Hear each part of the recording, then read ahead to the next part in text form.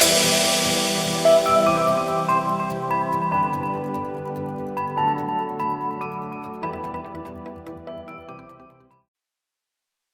welcome back to another Gadget Report. Let's talk gadgets. And today we are going to talk about something that is affecting the world, is affecting the way we travel, and of course, aviation is a big part of it. So today we are talking about how the fuel crisis is affecting Australia and Australian aviation. So come with me. Let's talk gadgets.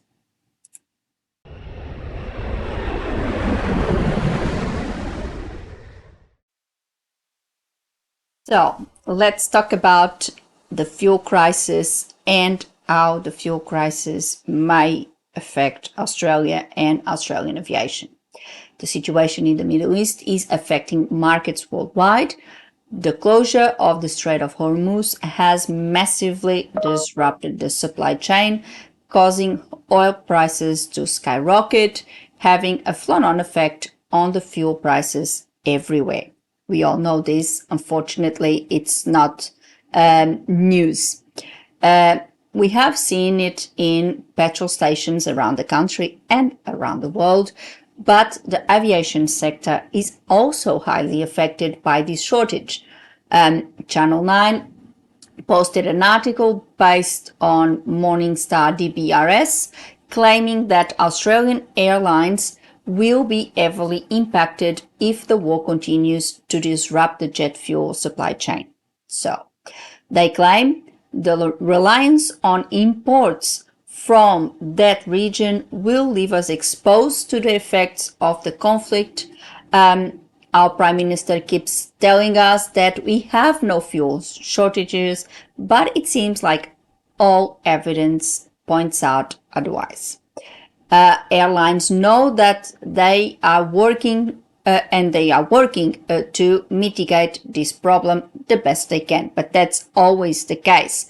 We've seen all this disruption, all this problem, and of course, airlines must do the best they can to keep flying, to keep operating, because of course, if they cannot operate, it's massive, as you can imagine. So, what do they do?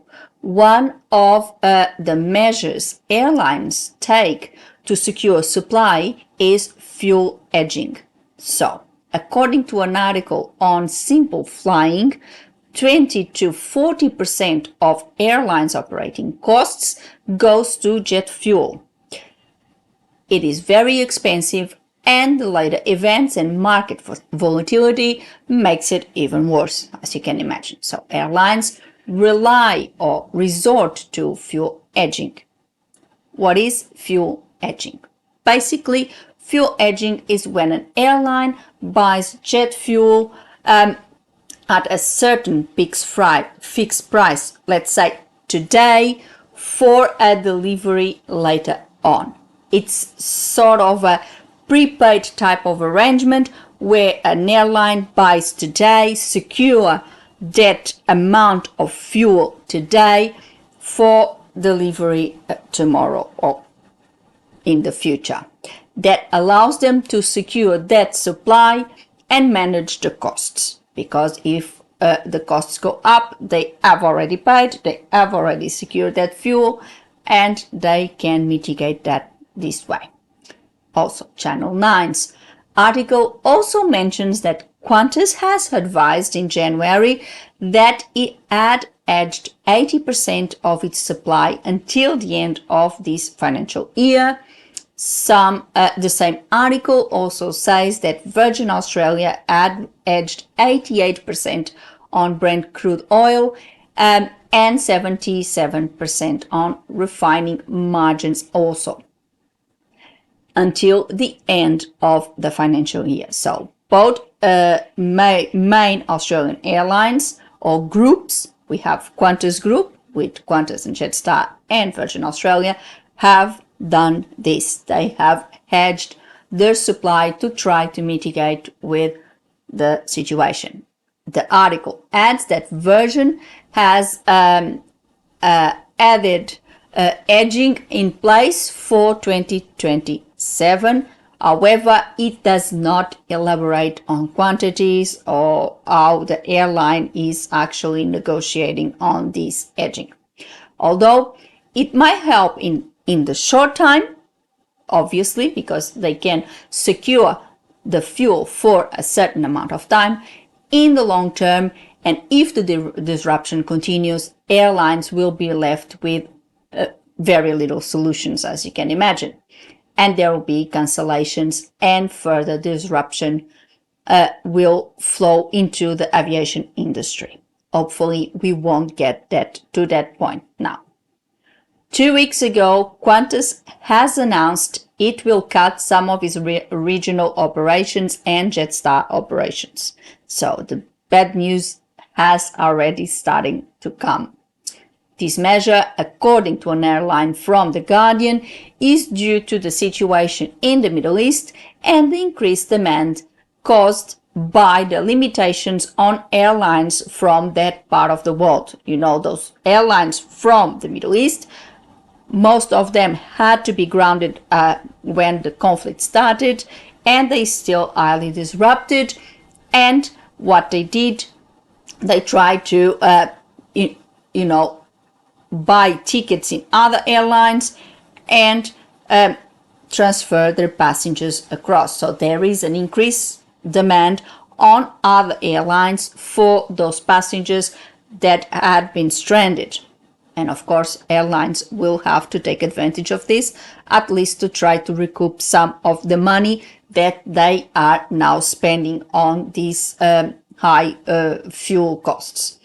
Qantas will redeploy capacity on the US and domestic operations to take advantage of the current high demand on European routes, especially Paris and Rome.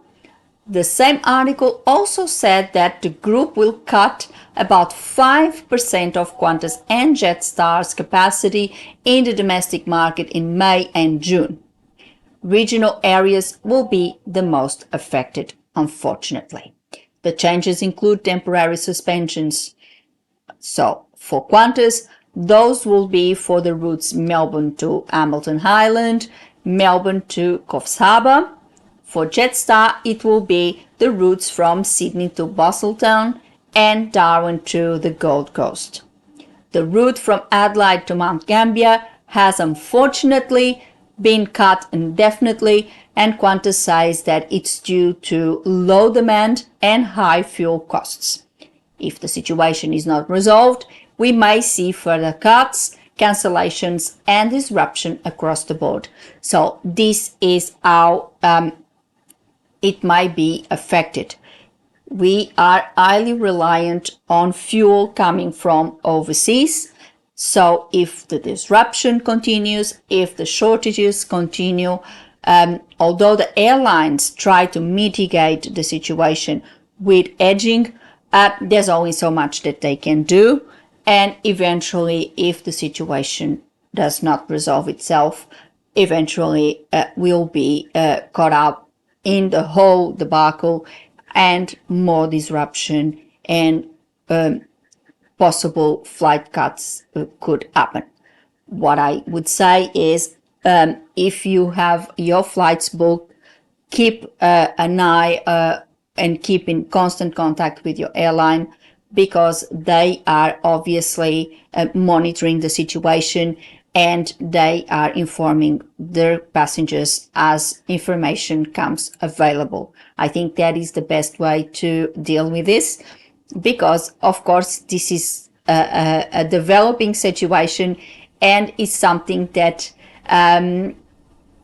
we are all navigating, and we don't know where this is going or when it will eventually stop. So I decided to talk about this to explain how what airlines do to try to mitigate this very serious situation, but what can eventually happen if the situation continues.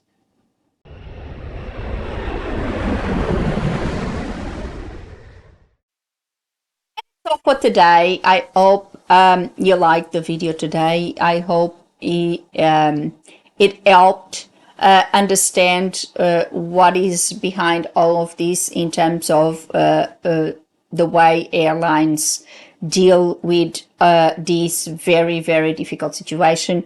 And the aviation industry has been massively affected with the pandemic. We were just coming to the other side.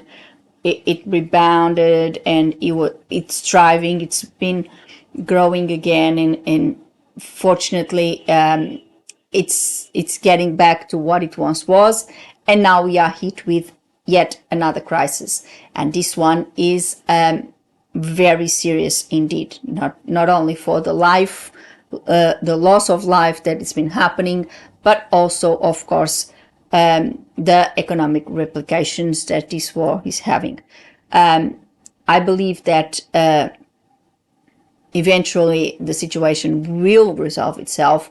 For one, I always see the glass half full, so I don't think we will get to the situation where airlines will have to possibly ground fleets or cancel massive amounts of flights. I don't think we get there.